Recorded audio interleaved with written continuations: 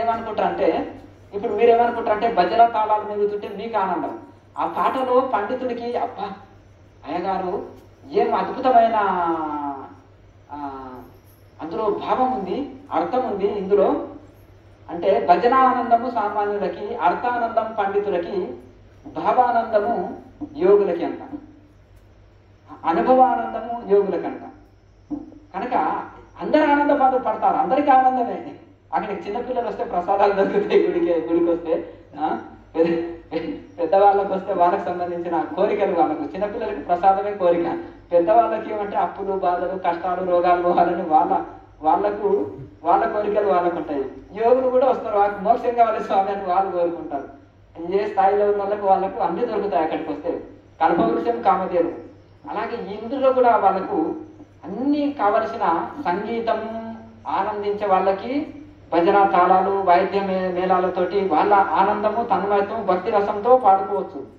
పండితులు అందులో అర్థం చూసి ఆహా ఎంత భావము, ఎంత అర్థము, ఎంత గాంభీర్యంగా, ఎంత ఆనందంగా, ఎంత భావంతో కూడింది కదా పదజాలము, ఆ యొక్క కవిత్వము, ఆ యొక్క సంగీతము ఎంత అద్భుతంగా ఆ పదజాలాలు అల్లారు కదా, ఎంత భావం ఉంది కదా అని భావానందం వాళ్ళు పొందుతుంటారు. అందులో ఉండే అనుభవం ఎంత గొప్పది, ఆహా మహానుభావుడు అనేది యోగులకు వీళ్ళు ఆనందపడతారు. అనుభవంతో రాశారు అయ్యగారు, ఆహా ఏ స్థితిలో ఉండి రాశాడు ఆయన, ఏ ఆనంద తాండవం ఆడుతూ రాశాడు, ఎగిరి గంతులు వేస్తూ రాశాడు.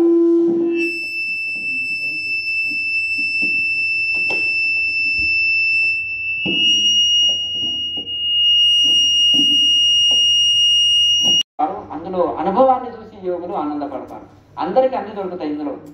కనుక ఏ మహనీయుడు రాసినా ఈ యొక్క సమస్త యోగ శాస్త్రాలని, సమస్త వేదాంత శాస్త్రాలని, సమస్త భక్తి శాస్త్రాలని, భాగవతం లాంటిది భక్తి శాస్త్రాలని అన్నిటినీ సందర్భానుకూలంగా కొన్ని భక్తి రసం, కొన్ని యోగ రసం, కొన్ని తత్వార్థాలతోటి ఉన్నాయి, కొన్నిటిలో అన్ని కలిపారు.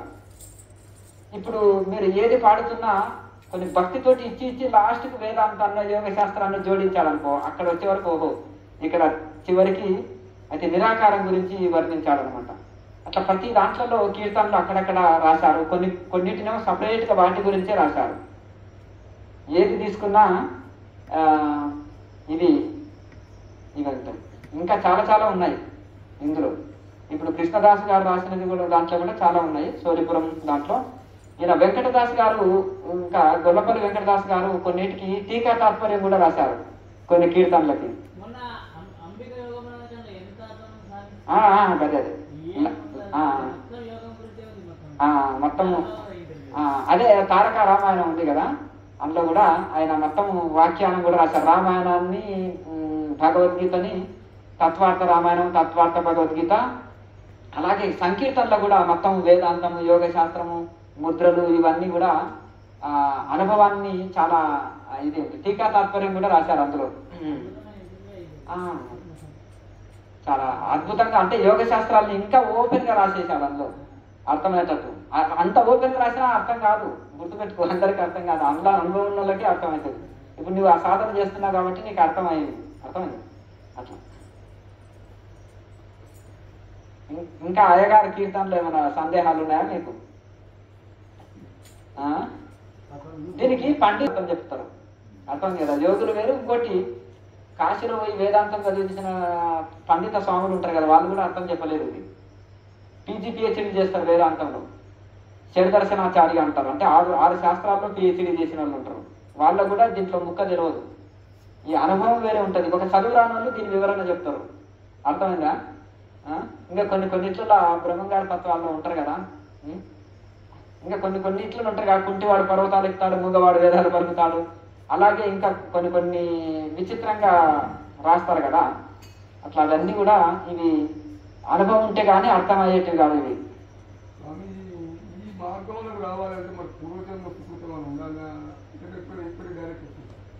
ఉండాలి తప్పకుండా. అది ఆ యొక్క పూర్వజన్మ సుకృతం లేని ఇందులోకి రాలేరు. ఆ గత కర్మ తొలగాలి. ఏదో పూర్వజన్మ అందరు భజనకు రమ్మంటే మీ ఊర్లో అందరు వస్తారా చెప్పు. కొత్త వాళ్ళు వస్తలేరు, అదే పాత వాళ్ళ వరకే ఉంటున్నారు. కొత్త వాళ్ళు ఎవరన్నా పోతుంటే ఇక వాళ్ళ దోస్తులు విచిత్రంగా చూస్తారు ఆ యువకులను చూస్తే, అంతేనా కదా. ఓహో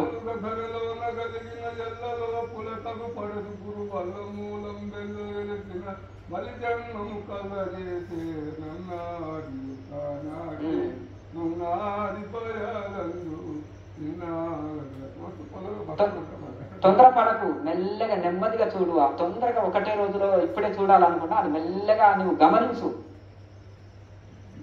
అట్లా చిన్నగా కనుగోనారా అంటే చిన్నగా దాన్ని మెల్లగా నెమ్మదిగా చూడు, లోపలికి చూడు. చూపులోన చూపు చూడంగా వలెవిరా అంటాడు కదా వేమన యోగి కూడా. నాకు ఎవరు దిక్కు నడినాల మందు నా వెలుగు వంటి చుక్క వెలుగు దిక్కు, వెలుగు కంటే దిక్కు వెతకంగా లేదయా విశ్వదాభిరామ వినడమేమంటారు.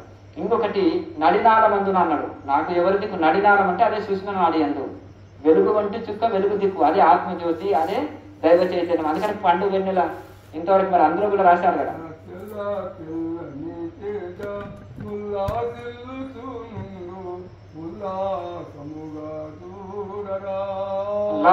ఉల్లాసమున చూడు, ఆనందంతో చూడు, పరవశించి చూడు.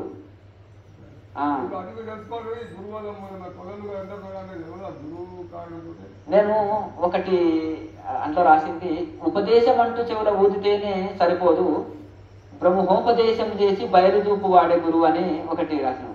అంటే ఉపదేశం అంటూ అందరు చెవులో మంత్రాలు ఊదుతున్నారు కదా, ఉపదేశం అంటూ చెవులో ఊదితే సరిపోదు, బ్రహ్మోపదేశం చేసి బయలు చూపు వాడే గురువు అని.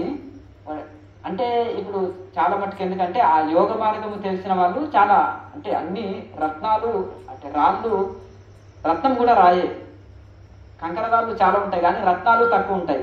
ఉప్పు కప్పు రంగు నొక్క పోలిక నుండి చూడ చూడ రుచుల జాడ వేరు, పురుషులందరూ పుణ్య పురుషులు వేరే. అంటే మన అయ్యగారు లాంటి పురుషులు, అందరు పురుషులు, సాధువులు కూడా గడ్డాలు మీసాలు అందరికి ఉంటాయి, నామాలు పెట్టుకుంటారు, జపమాలలు వేస్తారు, అందరూ బాగానే ఉంటారు. కానీ అట్టి పుణ్య పురుషుల్లో చాలా కొద్ది మంది మాత్రమే అనుభవజ్ఞులు ఉంటారు. ఉప్పు కర్పూరం రెండు ఒకలాగా ఉంటుంది, నిప్పు మీద వేస్తే ఒకటి చిటపట ఉంటుంది, ఒకటేమో జ్యోతి వెలుగుతుంది. అలాగే ఇందులో కూడా ఇంకా కొంతమంది ఏం చేస్తారంటే పిచ్చోళ్ళ లాగానే కనిపిస్తారు మహనీయులు. మిరియం గింజ చూడ మీద నల్లగా రెండు కొరికి చూడ ద్వారా చురుకు మనం ఒక ఏ పిచ్చోడే కదా పోవ పిచ్చోడ అన్నారు అనుకోండి, అతను ఒక వేదాంతం పలికింది అనుకో, ఒకటి వేదాంతం మాట్లాడింది అనుకో, అంతా ఇంకా మనం చాలా గంభీరమైన ఇది ఉంటుంది. ఇప్పుడు మేము శ్రీశైలం అడవిలో పోయినప్పుడు ఒక పిచ్చోనిలాగా కనిపించే ఒక సాధు శ్మశానంలోనే కూర్చున్నాడు, వేమన యోగి లాగా. ఒక కాలు మర్చుకున్నాడు, ఒక కాలు సాపుకున్నాడు. కూర్చున్న వరకు స్వామి స్వామి మీరు ఆ పిచ్చోని దగ్గరికి పోతే రాయితోటి కొట్టిగానా, నేను వీడియో తీస్తుంటే రాయితోటి కొట్టిగానా, నేను తీయను బాబు అని, నేను స్వామి అని ఒక బాబు, హైదరాబాద్ బాబు అని చెప్పాడు. ఏం లేదు అయ్యా, వాళ్ళు జ్ఞానులు, వాళ్ళు యోగులు, శ్మశానంలో కూర్చున్న వాళ్ళు సామాన్యులు కాదు అని చెప్పిన. లేదు లేదు స్వామీజీ నాకు భయం వేస్తుంది అంటే మెల్లగా పోయినాను. ఆయన కిందికి తల ఉన్నాడు, ఇట్లా చూసిండు. చూసిన తర్వాత ఒకరికొకరు నమస్కరించుకున్న తర్వాత మంచిగా కూర్చోండి స్వామి అని మాట్లాడుతున్నాడు. నువ్వు ఒక యోగివి కాబట్టి నీతోటి మాట్లాడుతున్నా, నేను అందరితో మాట్లాడను అని అన్నాడు. అని ఇద్దరి మధ్యలో చర్చ జరిగింది. ఇంకా నేను ఆయనను లాగుతున్నా, మీది జన్మస్థానం ఎక్కడ స్వామి ఏదని అడగొద్దు కానీ అడుగుతున్నా. మరి కర్ణాటక అయితే శివభక్తి చేత నేను ఇక్కడే వచ్చేసి, శివుడి శ్మశానం ఇష్టపడతాడు కనుక మరి శివుడి భూమి ఇదంతా అని ఇక్కడే కూర్చొని నా జీవితం ఇక్కడే అంకితం చేసిన, మరి ఎక్కడ ఎప్పుడు కనిపించవు కదా స్వామి శ్రీశైలంలో అంటే, కనిపించే వాళ్ళని యోగులు ఎట్లా అంటారు, కనిపించకుండా అడుగులో ఉంటుంటాను నేను. ఇక్కడ ఈ శ్మశానంలో ఈ మధ్యలో వచ్చిన నేను చాలా సంవత్సరాల నుంచి శ్రీశైలం ఉన్నాను అంటే, మరి జంతువులు ఉండవా, భయం ఉండవా అంటే, నాకు మనుషులను చూస్తే భయం, జంతువులను చూస్తే భయం లేదంటారు. జంతువుల కంటే డేంజర్ మనుషులే స్వామి అంటారు. ఎందుకంటే ఆ జంతువులు వీడు నాలాగా ఒక జంతువు అని పక్కన వచ్చి పండుకుంటాయి, ఏమనవు. కానీ మనుషులు ఉన్నారు అనుకోండి, ఈ శ్మశానం అని చూడకుండా కూడా బాటిల్ని తీసుకొని వచ్చి ఈడని తాగుతారు, ఈడను మాంసం తీసుకొని వచ్చేసి దీన్నే కాల్చుకొని తింటుంటారు. నాయన అసుటి ఉండటే పిచ్చోడపో అంటారు, ఇంక కొట్టనికి వస్తారు. ఇక వాళ్ళు ఇక్కడనే వచ్చి ఇది చేస్తుంటారు. ఆ జంతువులతో నాకు భయం ఏం లేదు, అదంతా మిత్రులు, అవి నాకు హాని చేయవు. కానీ నాకు ఏకాంతానికి భంగం చేస్తున్నావు, వీడు వచ్చి తాగకుండా నువ్వు పో పిచ్చోడా అని అంటారు. ఇంకా నువ్వు రూల్స్ పెడుతున్నావు ఈ శ్మశానంలో మాకు అని అంటారు. ఆ జంతువులతో భయం లేదు, మనుషులను చూస్తేనే నాకు భయం అవుతుంది అంటున్నాడు.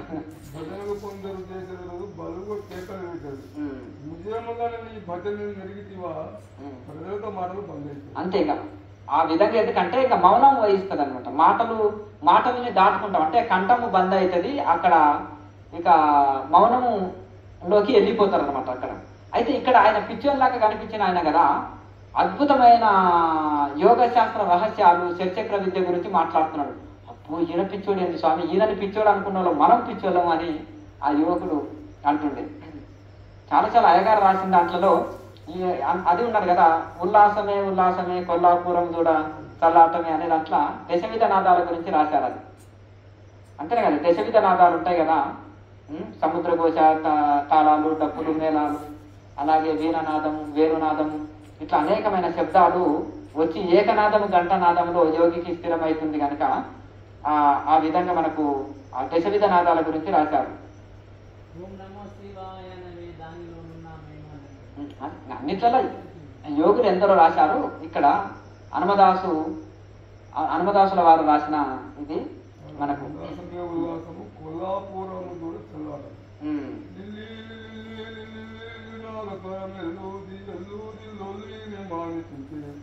బయటి మాటలు బంద్ అయితే. లొల్లి అంటే ఏంటిది? బయటి మాటలు, నేను ఒకరితో మాట్లాడడం, ఒకరు నాతో మాట్లాడడం అనే బయటి లొల్లి మానితే అక్కడ లోపల ఇప్పుడు ఈ కొల్లాపురం అంటే కొల్లా, శరీరం లేదు కొల్లా.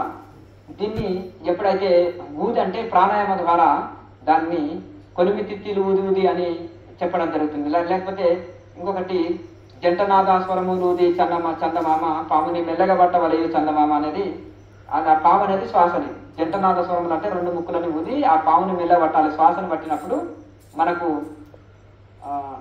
ఎన్నో అనుభవాలు వస్తాయి అనేది. అంటే ఇంత ఇంచుమించు బ్రహ్మం గారు రాసిన, వేపూరు హనుమదాసుల వారు రాసిన, ఇంకెవరు రాసిన, వేమన యోగి చెప్పిన దానికి సంబంధించిందే వీళ్ళు తిప్పి తిప్పి కిందికి రాసి ఎట్లా రాసిన అంటే ఈ యొక్క ప్రాణాయామ సంబంధము ఇది ఉంటుంది కదా. ప్రాణాయామం లేకుండా మనకు ఏది ఇది కాదు. అయితే ఇక్కడ ఇందులో కూడా మనకు దశవిధ నాదాల గురించి ఆ సంకీర్తన రాయడం జరిగింది.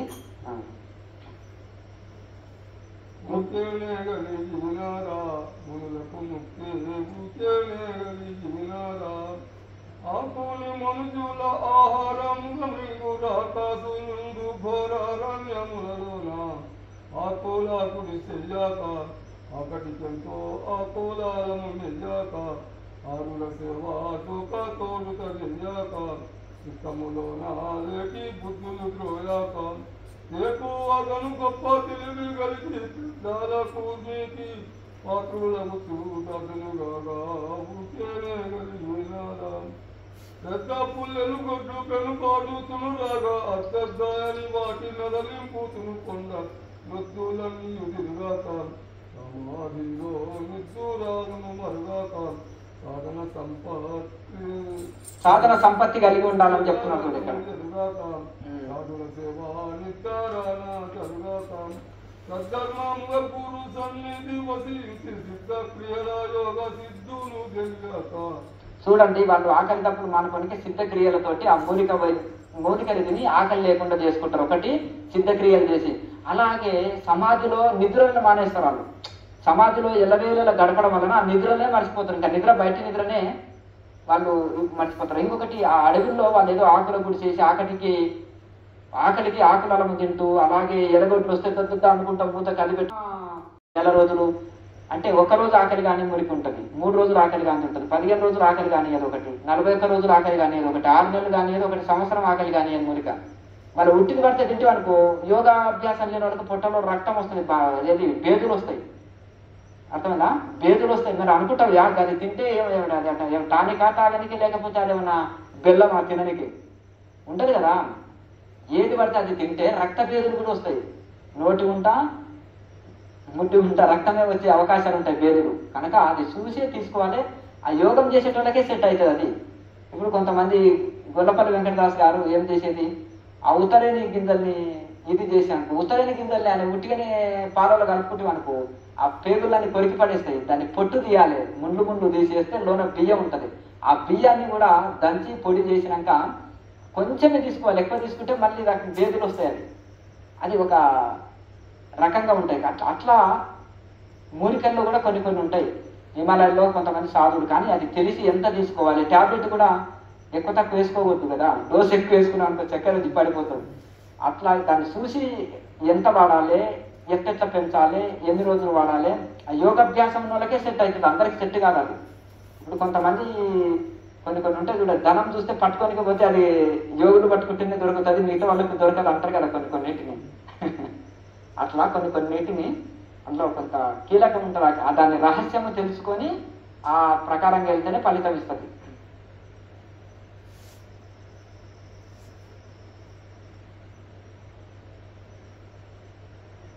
ఇంకా చాలా అర్థాలతో కూడిన కీర్తనలు ఉన్నాయి. కొన్ని భక్తి రసంతో పాడిండ్రు, కొన్ని భగవంతుని మీద భక్తుడు తన భగవంతుని తన సొంతం అనుకుంటాడు.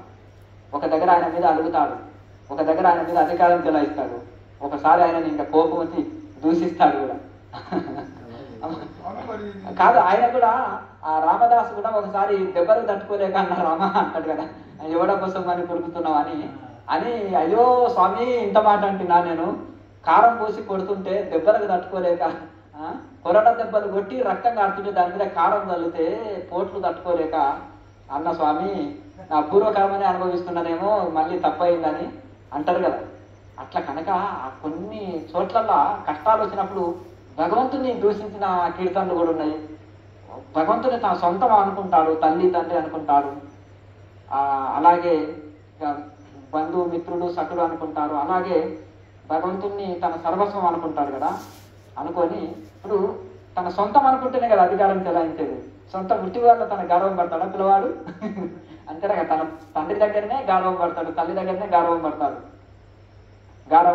అట్లా అలాగే భగవంతుని తన సొంతం అనుకుంటారు కాబట్టి ఆయన మనోభావన ఎలా ఉంటే అలా రాసుకున్నారు. ఒకసారి ఆనందంతో, ఒకసారి బాధతోటి. ఆనందం వచ్చినా బాధ వచ్చినా సొంత వాళ్ళకి ఇక చెప్పుకునేది కనుక ఒకసారి ఆనంద తాండవంతో, ఒకసారి బాధతోటి, ఒకసారి ఇవన్నీ, ఒకసారి ఆయన అనుభవాలు రకరకాలుగా కీర్తనలలో వాళ్ళ మానసిక స్థితి అక్కడ తెలుస్తుంది. మరి ఉట్టినే వదులుతానా నిన్న అన్నట్టుగా చిన్నపిల్లవాడు కాళ్ళకి అల్లుకుంటాడు మధ్యలో చాక్లెట్లో బిస్కెట్లో ఇప్పించిందాక. జానకీపతి సన్నిధానము భూను పని వసించుకోరిక మనసంబున గలిగనే శిలానది ఉన్నది చాలగా దానినే గద్గతి దాటగనవచ్చు ఊహింపగా కథ భూని హనుమన్లెదురుగా వచ్చు నీవెవ్వడవు అటు భూను వలదని ప్రతి చడిపించు నా దిక్కు కనుబని కానిపోని కథలు వినిపించు వినులకు సొంపయ్యు కేసరిసూను వాక్యములిల్ల కక్కిన వనరోత్తములొచ్చి వీని మానభంగము చేసి పోదురు విని భావం వేము తెలియండి అజ్ఞాన సకల మానవులకి మర్మమేనండి. ఇది యోగ విఘ్నాల గురించి రాశాడు. యోగంలో ఎట్లా ఉంటాయి విఘ్నాలంటే, పతంజలి మహర్షి చెప్పిన యోగ విఘ్నాలు అనేకం ఉంటాయి. అంటే కదా బద్ధకము, సోమర్తనము, నిద్ర, తంద్రత, ఉచ్ఛ్వాస ప్రశ్వాస, అలాగే ఇంకొకటి తినకూడని భోజనం మీద ఇష్టం కావడం. అంటే ఇప్పుడు అంటే యోగానికి విఘ్నం కలిగించే భోజనం మీద కొన్ని రోజులు నోరు కడతాడు కదా, కట్టిన తర్వాత ఆ నిషిద్ధ భోజనం మీద మనసు వెళుతుంటుంది. అంటే మసాలా వస్తువులు, ఇంకా రకరకాల రుచికరమైన భోజనాల మీద మనసు పోతుంది. అట్లా ఇవన్నీ యోగ విఘ్నాలు అన్నమాట. అనేకమైన దేవతలు అంటే ఆధ్యాత్మికం, ఆది భౌతికము, ఆది దైవికం అని 3 రకాల విఘ్నాలు ఉంటాయి. ఆధ్యాత్మికం అంటే మనకు ఆధ్యాత్మికంలో సాధనలో వచ్చేది కాళ్ళ నొప్పి, శరీరానికి వచ్చే ఈ యొక్క రకరకాల నొప్పి, మనసు సహకరించకపోవడం, మీటర్లు వస్తుంది, శరీరానికి రోగము, నొప్పి రావడం అట్లా. అలాగే లేకపోతే బయటి ఆది భౌతికం అంటే జంతువులతోటి, పక్షులతోటి, విష జంతువులతోటి అడవిలో ఉన్నప్పుడు కొన్ని ఉంటాయి కదా. ఆది దైవికం అంటే దేవతలు పరీక్షలు పెట్టేసి నానా రకాలుగా ఇతన్ని ఇబ్బంది పెడతారు అన్నమాట సాధకుడిని. ఎందుకంటే అంత ఈజీగా ఇప్పుడు మనం ఒక 10 తరగతి ముందుకు వెళ్ళాలంటే ఎన్ని పరీక్షలు రాస్తే ముందుకు వెళ్తాం. కనుక ఇన్ని రకాలుగా మనం ఆధ్యాత్మిక మార్గంలో సాధనలు చేస్తుంటే, శివుడి దగ్గరికి వెళ్ళాలంటే ఆయన పరివారం ఉంటారు కదా, వాళ్ళందరినీ దాటుకొని వెళ్ళాలి. రాముడి దగ్గరికి వెళ్ళాలంటే ఆయన పరివారం ఉంటారు కదా. ఎన్ని రకాలు ఆయనని మధ్య పెట్టి ముందుకు వెళ్లకుండా ఇవే కనకంకాంత ఆశలే చూపుతారని. అంటే ముక్తికాంత మనోకాంత అనేది, మనోకాంత బయటికి ఇక్కడ లాగుతుంటుంది, ముక్తికాంత అటువైపు లాగుతుంది. అట్లా కనుక ఈ ప్రపంచ ఆకర్షణలకు లోనై ఇక్కడ లాగుతుంది మనసు. మళ్ళీ ఇంకొకటి తీవ్రమైన కోరిక, ఈ జన్మల్లో మోక్షం పొందాలని ఆ కోరిక బుద్ధి ఏం చేస్తుందంటే అటువైపు లాగుతుంది, మోక్షం వైపు లాగుతుంది. ఈ రెండింటి మధ్యలో ఘర్షణ సాధకుడు సతమతం అవుతుంటాడు. దీంట్లో ఎన్ని రకాల విఘ్నాలు ఉంటాయి పరమేశ్వరుని చేరుకోవాలంటే ఆయన పరివారాన్ని ఎంతమందిని దాటుకోవాలి? ఇప్పుడు ముఖ్యమంత్రిని కలుసుకోవాలంటే ఎన్ని దాటివేయాలి? ఎన్ని ఆసమాన విలాసమున కైలాస పర్వతమీవి శివులకు దాసురానై బ్రతుకుదామని దారిలో జనచుండగను విఘ్నేశ్వరమూర్తి వేడుకవచ్చు. మిగతాయి చక్కర చూచినావని మూటలందించు, అది తినగనే సర్వేసినందున ఇష్టము తచ్చు. ఈ స్థితి గని సంతోషమున దినభద్రుడెంచు. బాధురంబుగ భూత కోటులు వేసి ఆడుతునుడు యాపై దుదినంతలో వీని మదికటి దోషకను విగ్రమలు జంతును. దీని భావం మేము తెలియని తరలిదంబుగ దాని మర్మము కలదు ఇంకా గాని సూక్ష్మము తెలియబలికల అలసటలు కొని జలదు నీరగను తెలిమృంగును. సులభము గలదు వేగావలని అది దాటగానొక పలతరులు కన్నులకు గమనించు. ఆ ఫలము సన్నిధి వలన రాముల తలచి ధ్యానించు. కొడగన్న ఆత్మల బలుగుగను మరి వారి ప్రాప్తించు. కిలకిలమ్మని నోటి ముత్యములు నమ్ముతుని గని తెలిమితోడుత కలిసి సంశివ శైలమునకును తోకపోవును. ఎక్కడో దాక్కొని వెళ్తారు మరి అంతే. సాధన నుంచి ఇక బయటికి లాగుతారని అనుమగను పృథివీతలంబున అనుభవాజ్ఞుల కిట్టి సంగతి వెనక తెలుపను పన్నులే దిగగని ఎదరు తుద్బాధ కొరకై వనరు నేర్చు కన్నున్న మానవులు ఏడాది కని యోచనలు చేసిన గనగతాలారు. ఈ మర్మ మెరిగిన ఘనులు జనులకు గానబడబోరు. దానవులు దేవతలనయమును వారాజ్ఞ మెరిగేరు.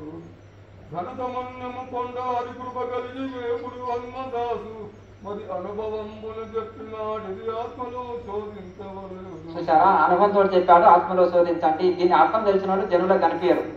ఇది సామాన్యులకి ఏమో ఏడాది చదివినా అర్థం కాదు. దీని భావము జ్ఞానులైన వాళ్ళకి, యోగులైన వాళ్ళకు దీని భావం ఇట్లా చూడంగానే వాళ్ళకి అర్థం అయిపోతుంది. కానీ ఏడాది చెప్పినా సామాన్యులకు అర్థం కాదు. ఇది అనుభవంతో చెప్పిండు కాబట్టి ఆత్మలో శోధించండి. హనుమదాసు దీన్ని ఆ అనుభవంతో చెప్పారు అంటున్నారు. అట్లా కనుక ఇది జ్ఞానులకు వివరించనక్కర్లేదు. ఇది సామాన్యులుగా ఎంత వివరించినా అర్థం కాదు. కనుక ఎన్ని రకాల యోగ విఘ్నాలు ఉంటాయి, ఎన్ని రకాల తపో విఘ్నాలు ఉంటాయి. ఆధ్యాత్మిక మార్గంలో, మన భక్తి మార్గంలో ఎన్ని రకాల చూడండి. ఏదైనా పూజ పెట్టుకుందామంటే ఎన్ని విఘ్నాలు వస్తాయి, ఎన్ని అడంకులు వస్తాయి. రథం పెట్టుకుందామంటే ఏడాది నుండి ప్లాన్ చేసుకుంటే ఎన్నడూ తీరదు. ఇదే మరి మంచి పూజ చేస్తున్నా, మంచిగా మాల వేద్దామన్నా ఆయనకి ఏదో ఒకటి అడ్డంకి వస్తుంది. అవునా? ఒక ఆయన మధ్యలోనే మాల చేయవలసి వస్తుంది. అవునా? మాల చేయవలసి వస్తుంది. ఇట్లా రకరకాల భక్తిలో కానీ ఆధ్యాత్మిక కార్యక్రమాల్లో కానీ అనేకమైన విఘ్నాలు ఉంటాయి. అందులో తపస్సులో ఇంకా ఎక్కువ విఘ్నాలు ఉంటాయి.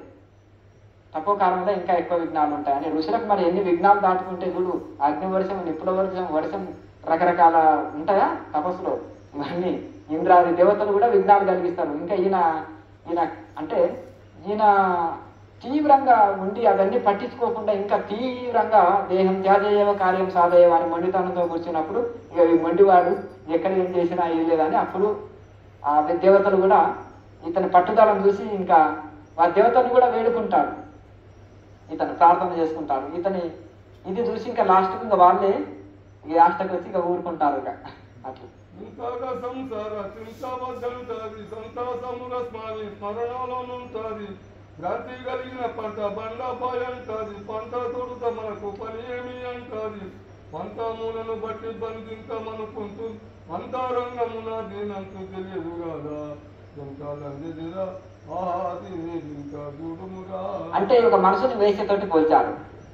ఎట్లా అంటే ఇది ఎంత ఇది చూడు, నాకు ఏది వద్దంటే అన్ని కావాలంటుంది. మనం తిండి వద్దంటే లడ్లయితే బాగుంటుండే కదా, భలే ఉంటుంది అంటే. లేకపోతే నాకు ఇంకా ఈ అంత మాయా సంసారం, ఈ పంట ఏంది ఇదేనంటే, అయ్యో మరి ఈసారి పంట తక్కువ వచ్చే పంట వండకపోయాని మళ్ళీ అదే అంట. అంటే ఏది వద్దంటే అన్ని కావాలంటది మనసు. అంటే ఒక వేసతోటి పోల్చాలన్నమాట ఇక్కడ మనసుని. తొందరగను మోక్షమందాలనంటది, మంది చూడగ జపమాల చెగొంటది. ఎల్లగన్నను మనకేమని అంటది, సందేహములు మాని చరించమంటది. ముందుగానెవరన్నా నిందా చేసి చాలా గుందుతూ మధ్యలో పుంజపడుతుంటారు. చూసావా, నాకు ఎవరేమనుకుంటే నాకేమి అంటారు. ఎవరన్నా ఎవరు దూషించాలనుకో ఇక రాత్రి నిద్రనే పట్టదు. ఇంకా సమానమే, అన్ని సమానమే, అన్ని సమానమే అంటది. ఇంకేమన్నా రుచి రకంగా తినాలంటది. ఉప్పు కారం కొంచెం తక్కువ అయిందనుకో నోట్లకు బుక్క కూడా పోదు, అంతేనా? అట్లా అలాగే ఇంకా ఇదొద్దు అదొద్దు అనుకుంటేనే అన్ని కావాలంటది. ఇది ఎంత ఇది కదా ఈ మనసు అని అంటే ఒక అని అట్లా అంత వర్ణించారనమాట. ఇంకా ఏమని అంటదంటే ఇప్పుడు అంటారు కదా అందరు చూడంగా మరి జపమాల తిరుగుతూనే ఉంటది. ఇంకా ఇట్లా పట్టి ఇంకా ఇది ఉంటది మనసులో మాత్రము, అది ఎక్కడెక్కడో తిరుగుతుంటది మనసు. గురుడేని ఈలలోన కులదైవం అంటాది, గురుడు చెప్పిన మాట మరువారదంటాది, నిలతాము మది స్థిరము నిరుపూదమంటాది, హరిహరి అని నోట స్మరింపుతుంటాది, పరవాసమైనట్లు నరుల ఎదుట కళ్ళు జనువాగా మూస్తాది, పొరుగు జోలింటాది. పరమ భక్తుల్లాగా నటించి ఈ పక్కన అంటారు కొంతమంది హరిహరి అని ఆనంద పరవశం చెందినట్టు పక్కన వీళ్ళు ఏమనుకుంటున్నారు అనేది పక్క జోలింటాది. ఈ మనసు ఏమి ఇంత ఇది కదా అని అట్లా ఈ విధంగా కొంతమంది అంటారు కదా మనసు ఎట్లా నటిస్తుంది, ఎంత డ్రామా చేస్తుంది, ఇది ఎంత ఇది చేస్తుంది అనేది మనసు మీద రాశారు వారు. సరళ ప్రపంచ ముత్తదినమ్మ కంటాది, స్థిరముగా కాయ అస్థిరమాని అంటాది, హరి సర్వమయుడాన్ని మురుగుతూనుంటాది, నరుల సంగము బాధి తిరుగుదమంటాది, గురుతుగా త్రోవ రాత్రి పూట నడిచితే కరువులా గనుగోని వెనుకందుకుంటాది, కులమేమి స్థలమేమి గుణమే లెక్కంటాది, గుణము లేని వాడే కులహీనుడంటాది, కులహీనుడవడైన తగిలిన గంటాది, కళ్యాణక స్నానంబు చెయ్యాలనంటాది, వెలయగని రీతి విపరీత జ్ఞానం మెలుగుతుంటది దీని మీద మనపోతూ, తప్పు ఒప్పులు అన్ని దైవాన్ని అంటారు, తప్పు చేసి దినాన్ని తడబాడుతుంటాది, ఒప్పుగా గర్వము బలదాని అంటాది, అప్పుడేనే మళ్ళీ గొప్ప అని అంటాది, ఎప్పుడన్నా కలిగి ఏదమింతనుకుంటూ పప్పు తప్పాదాలు బాగానే తింటాది. ఏదో అనుకుంటేనే పప్పు బేడాలు బాగా కావాలంటది. మళ్ళా అడవిలో ఉండాలి ఇదంతా ఏంటంటే నోట్లో చూస్తే మొద్దు చెట్టు మొద్దు చూసే అదే దయ్యం అనుకుని భయపడుతుంది. మళ్ళీ అలాగే ఈ యొక్క కులమేమి స్థలమేమి ఎక్కడైనా ఉంటుంది, గుణవంతుడే గొప్పవాడు అంటది. ఎవరన్నా కులం తక్కువ వాడు వచ్చిన వరకు ముక్కు మూసుకొని పోయి స్నానం చేస్తుంది. అర్థమని కదా అంటరాని వాడని అంటే భేదమేమో అని అంటుంది, మళ్ళీ భేదం చూపుతుంది. అంటే ఇది ఒక పెద్ద నటన చేస్తుంది ఈ మనసు. అంటే సామాన్యులు ఇది సామాన్యుల గురించి రాసింది ఇది. ఇప్పుడు లోకంలో ఉంటారు కదా సామాన్యులు, ఈ మనసుకు లోబడి ఉంటారు కదా, ఆ మనసుకు లోబడి ఇట్లా చేస్తుంది. పైకేమో నటన గొప్ప భక్తుడిలాగా గొప్ప యోగిలాగా నటిస్తుంది. ఇది లోన చూస్తే దీంట్లో అన్ని వికారాలే ఉన్నాయి మనసులో, ఈ అన్ని ఇట్లా చేస్తుంది, దీంతో ఎట్లా అని ఈ మనసుని కాలబెట్టా అని కూడా అంటాడు ఆయన వాడు. అట్లా కనుక ఈ మనసు ఆడి నాటకాన్ని చక్కగా వర్ణించారు అందరూ. రేగాను తల్లిదండ్రి వాళ్ళు పిల్లలన్నదమ్ము దొరికిపోయే కాలమందు ఒక్కరైనా రాను వెంట గురుని నన్ను తిరగరారా, ఈ మాయ నల్ల గుణములన్నీ తెలిసగారా, చచ్చిలేమిటంతో అప్పులు ఇచ్చినోని ఇవ్వకుండా తెచ్చి తెచ్చి పెట్టి పెట్టి పెట్టి బట్టి చచ్చిపోతూ గురుని నన్ను తిరగరారా, ఈ మాయ నల్ల గుణములన్నీ తెలిసగారా. ఈ మాయనరులు వెంబడిపోతే నీకు ఇంకా వీళ్ళన్ని అంటే వీళ్ళ యొక్క అంటే మనం ప్రపంచంలో వెళ్తే అంత నటనే కదా కనిపించేది, అంత నటనే ఉంటుంది కనుక అవన్నీ ఈ ప్రపంచము నిన్ను బంధించి వేస్తుంది. అది ఒక ఆత్మజ్ఞానం చేరి ఈ మోక్ష మార్గం వైపు వెళ్ళు అని రాసుకున్నారు.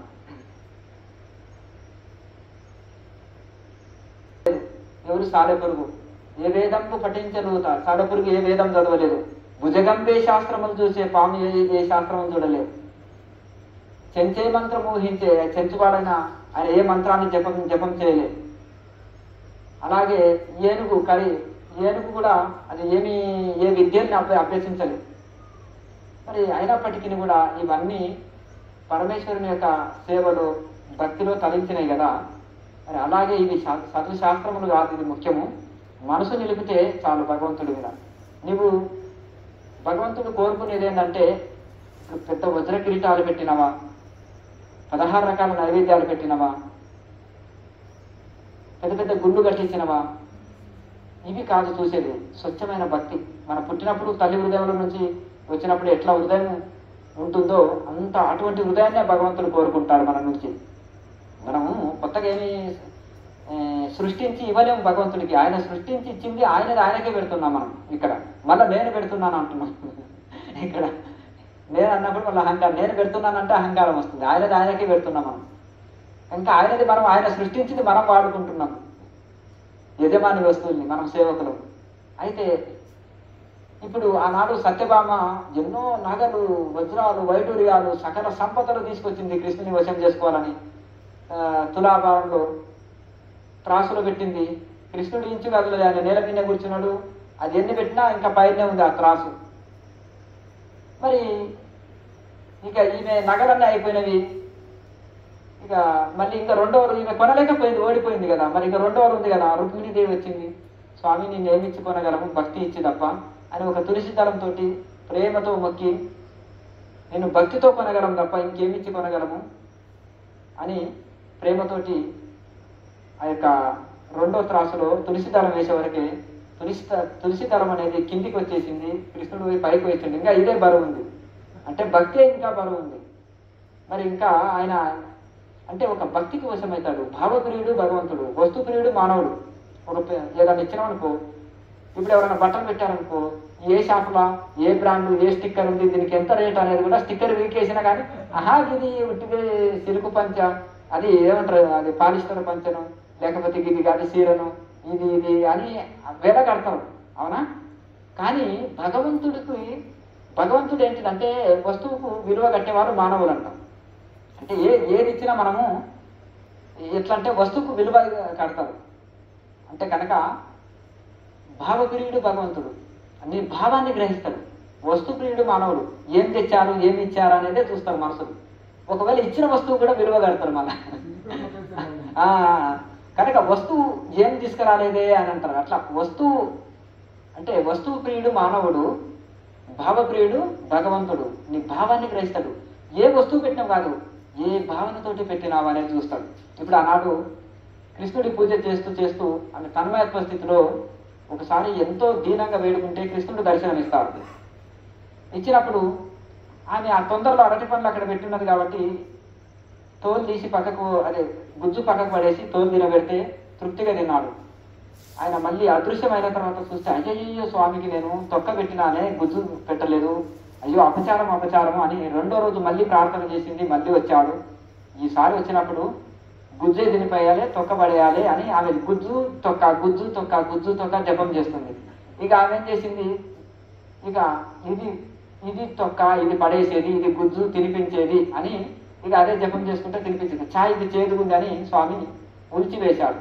వేసినాక, ఏమి స్వామి మీకు తొక్కలు ఇష్టమా, నిన్న తొక్క పెడితే తృప్తిగా తిన్నావు, ఈరోజు గుజ్జు పెడితే ఉల్చి వేసినాము, నీకు తొక్కలు ఇష్టమా, అరటి పండు తొక్కలు ఇష్టమా అంటే, కాదమ్మా, తొక్క తోలు నాకు సంబంధం లేదు, నాకు నీ నిశ్చలమైన మనసు, నిశ్చలమైన భక్తిని నేను ఆస్వాదిస్తూ ఏమి తిన్నానో నాకు గుర్తుకు లేదు, అది నేను గమనించిన, నీ భావాన్ని గ్రహించిన తప్ప ఈ తొక్క తోలు మీదకే నీ మనసు అంతా పోయింది, మనసు నా మీద లేదమ్మా. అంతేనా కదా? చిత్తం శివుని మీద కాకుండా చెప్పుల మీద పోయినట్టుగా మరి గుడికాడ ఎవరైనా చెప్పులు మనల్ని తెచ్చిన ఎవరైనా ఎత్తుకొని పోతారా అన్నాడు. అలా మరి నీ మనసంతా దాని మీద ఉందమ్మా, నువ్వు మనసు పెట్టు. వస్తువు ప్రాధాన్యం కాదు, ఇక్కడ మనసు ప్రాధాన్యం. కనుక భగవంతుడు భావప్రియుడు, భావాన్ని గ్రహిస్తాడు. అందుకని ఆ భావాన్ని గ్రహించాడు కాబట్టి కన్నప్ప అంటే చాలా మంది అన్నారంట, కన్నప్ప పెడితే మాంసం తిన్నాడా, శివుడికి చాలా ఇష్టము అంటే అది కాదు, భక్తుడి ఇష్టానుసారంగా భక్తుడి తృప్తి కోసం దాన్ని అదృశ్యం చేసేశాడు అంతే తప్ప ఆయన ఇక ఇదే అని చూస్తేనే తిన్నట్టుగా. శరీరం ఉండదు కనుక, మనసులో శరీరం ఉంటుంది కాబట్టి దేహ పోషణ కోసం ఆహారం ఇష్టం. అలాగే ఇక ఇప్పుడు అంటాం అంతేనా కదా, మొత్తం మనకు వస్తుందని గ్యారెంటీ ఉంటుంది కాబట్టి మళ్ళీ 16 రకాలు పెడతాం ప్రసాదాన్ని, మొత్తం వస్తుందని గ్యారెంటీ. ఇంకేమైనా ఉండదనుకో, ఏమయ్యా స్వామి ఒక పండన్నం ఉంచాలి చిన్నపిల్లగానికి, బుట్టెడు పండ్లు పెడితే మొత్తం తినేసాడు, బుట్టెడు అన్నం పెడితే 16 రకాలు పెడితే అరే ఒక గాడినాన్ని ఉంచాలి, పిల్లగాడు ఏడుస్తున్నాడు తిండిపోతానే ఆయనకు కూడా మనం ఒక బిడిది ఇచ్చేస్తాం అంతేనా కదా. కనుక అట్లా ఆ విధంగా భగవంతుడు అనేవాడు ఆయన భావప్రియుడు, భావాన్ని గ్రహిస్తాడు. ఆయనకి పెట్టేటి మనమే తింటాం కానీ ఆ భావనాయుక్తంగా అక్కడ ఇది చేస్తాం. కనుక భక్తి ప్రాధాన్యం. మీరు అన్నారు కదా ఏ జపం ఇష్టము, ఏ తపం ఇష్టము, ఏ యాత్రలో ఉంటాడు దేవుడు, ఎక్కడ వెళ్తాడని అనుకుంటాం మనం. కానీ ఎక్కడ వెళ్ళినా కొంతమంది గృహస్థ ఆశ్రమంలో ఉండి వాళ్ళ పనులు వాళ్ళు చేసుకుంటూ ఉద్యోగ వ్యవసాయ వ్యాపారాలు చేసుకుంటూ కూడా మోక్ష స్థితిని అందుకున్నారు. అలవార్లు, నయనార్లు, ఎందరో ఇంకా గొప్ప గొప్ప మహానుభావులు ఉన్నారు. ఇక్కడ నువ్వు గృహస్థుడిగా, బ్రహ్మచారిగా, ఏ కులము, స్త్రీ, పురుష, చిన్న పిల్లవాడు, పెద్ద పిల్లవాడు కాదు. కొంతమంది మహాపండితులకు దర్శనం కానీ చిన్న పిల్లలకు కూడా దర్శనమైన చరిత్రలో వెళ్తే వీళ్ళు పెట్టిన నైవేద్యం స్వీకరించారు. అంతే అంతే. చిన్న పిల్లవాడు 6 నెలల్లోనే దర్శనం పొందాడు. ఇప్పుడు చిన్న తమిళనాడులో ఒక కొడుకుచి అనే ఒక అమ్మాయి తల్లిదండ్రులు నైవేద్యం పెడితే తినరు. వాళ్ళు ఊరికి వెళ్ళినప్పుడు ఈ తిను స్వామి నెత్తి పలుకొట్టుకుంటే తింటాడు. నువ్వు తిను ఆకలిస్తుంటే ఆ పళ్ళు అవన్నీ ఎక్కడ పోయినాయి అంటే దేవుడు తిన్నాడంటే అబద్ధం చెప్తున్నావు, ఫ్రెండ్స్కు వంచినవు అని కొట్టడానికి పోతే ఇక ఈ రోజు మళ్ళీ తినిపి చూస్తా అని చూస్తే నిజంగా కూడా మళ్ళీ నెత్తి బాదుకుంటే పరమేశ్వరుడు వచ్చి తిన్నప్పుడు అప్పుడు వీళ్ళు ఆశ్చర్యపోయింది, అబ్బా నీ వలన మాకు దర్శనం జరిగింది తల్లి అని. అంటే ఆ కల్మషం లేని హృదయము, కల్లా కపటం లేని హృదయము, సంపూర్ణ శరణాగతితో ఉంటే అది తొందరగా ఫలిస్తుంది. అవును. అంటే ఏడుపు చిన్న బాలానాం రోదనం బలం. పిల్లవాళ్ళు ఏడిచి అంటారుగా, ఏడిసి సాధిస్తారు పిల్లలు. బాలానాం రోదనం బలం, పిల్లవానికి ఏడిపే బలం. పిల్లవాడు ఏడిచింది అనుకో ఏదంటే అది తెచ్చిస్తారు, అంతేనా?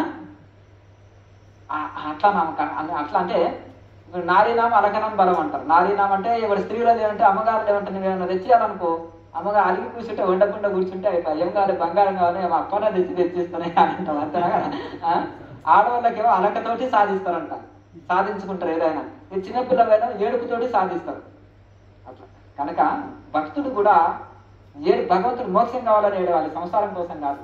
అర్థం లేదు. అర్జునుడు ఏడ్చాడు, యోగం అయింది, రోగం కాలేదు. మరి సామాన్యుడు ఏడిస్తే రోగం అవుతుంది, సంసారం కోసం ఏడిస్తే రోగం అవుతుంది, భగవంతుని కోసం ఏడిస్తే యోగం అవుతుంది.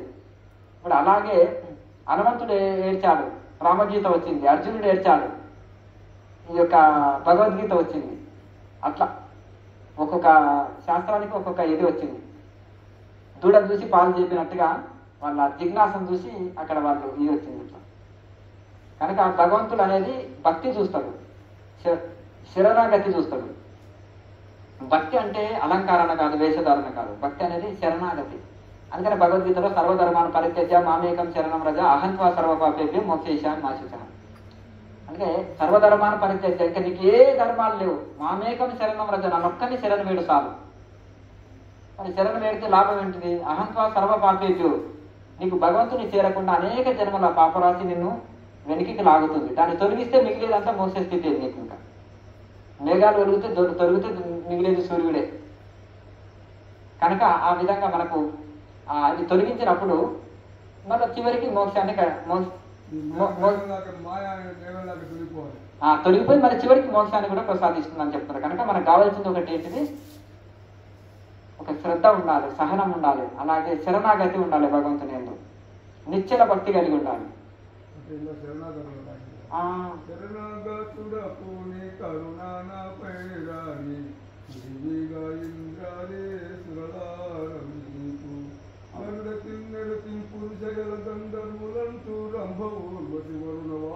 పేరు మొదలుగా ధరణిలో యమ ధర్మరాజుకు శరణాగతుడపుని కరుణానాపై రాణి. ఎందుకంటే నాకు విఘ్నాలు కలిగించకండి, నేను శరణాగతి మిమ్మల్ని కనుకున్నా మీకు దాసుని, నేను గనుని కాదు వీరుని శూరుని అని అంటే దేవతల కోపం వస్తుంది, నన్ను మించిపోయేవాడు. ఇంద్రుడికి ఏముంటుంది? ఎవరు గొప్ప తపస్సు చేస్తుంటే వీడికి ఇంద్ర పదవి వస్తుంది. ఇంద్ర పదవి అనేది తపస్సుతోటి వచ్చేది. ఇప్పుడు ఎమ్మెల్యే, మినిస్టరు, సర్పంచ్ పదవులు ఉన్నాయి కదా, 5 ఏళ్ల పదవి. ఆ ఇంద్రుని పదవి కూడా టెంపరీ పదవి. అది ఎవరి తక్కువ బలం ఎక్కువ పుణ్యబలం ఎక్కువ ఉన్న వాడికి వస్తుంది. ఈ తపస్సు వలన వీళ్ళకి పుణ్యబలం పెరిగింది అనుకో, ఆయన పదవి గురించి మనకు ఆయన ఈ విఘ్నాలు కలిగిస్తుంటాడు. ఆపోజిట్ ఉండి ఇబ్బంది పెడతారు కదా, ఇతను గెలుస్తాడేమని. అలాగే ఇంద్రాది దేవతలు కూడా రాగద్వేషాలతో కూడుకున్నవి. ఇప్పుడు నువ్వు స్వర్గం పోయినా కానీ ఎక్కువ పుణ్యం ఉన్నోడికి బంగారు ప్లేట్లో పెడతారు, మామూలు ఉన్నోడికి ఆకులో పెడతారు, ఇంకా ఏంటంటే బండ మీద కూడా పెడతారంట. అక్కడ కూడా భేదభావం ఉంది స్వర్గాది లోకంలో. కానీ భగవంతుని చేరుకున్న మోక్షంలో భేదభావం లేదు. మోక్షం అనే ఉద్యోగం అన్ని ఖాళీ ఉంటాయి, పోస్టులు. మిగతా ఉద్యోగాల్లో చదివిన ఉద్యోగం రాకపోవచ్చు, కానీ అవన్నీ ఖాళీలో ఉంటాయి. అక్కడ కూడా స్వర్గంలో కూడా భేదభావం ఉంటుంది, కానీ ఇక్కడ మోక్ష స్థితిలో భేదభావం ఉండదు. కనుక అక్కడ తక్కువ సీట్లు అన్ని ఖాళీ ఉంటాయి. అందరు చదివేటోళ్ళు తక్కువ, అంటే తక్కువ మంది చదివితే ఎక్కువ ఉద్యోగాలు ఉంటాయి. ఎక్కువ మంది చదివినప్పుడు తక్కువ ఉద్యోగాలు ఉంటాయి. అలాగే ఈయన ఈ యొక్క అవన్నీ కూడా స్వర్గాది లోకాల్లో కూడా భేదం ఉంటుంది, కానీ ఈ యొక్క మోక్షంలో స్థితిలో సమానం ఉంటుంది అక్కడ.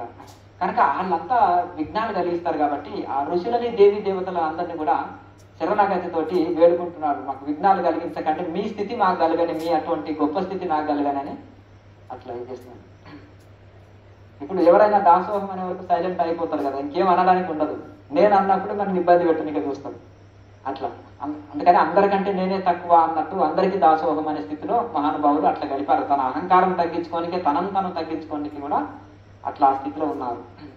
దాసోహం కానించి సోహం వరకు పోతుంది. దాసోహం కానించి స్టార్ట్ అయ్యి సోహం వరకు అదే నేను అనే స్థితిలోకి వెళ్ళిపోతారు. ఆ సోహంలో నిలిచి కూడా ఈ విధంగా అందరి కోసం మళ్ళీ వీళ్ళు ఆ విధంగా ఇది చేశారు.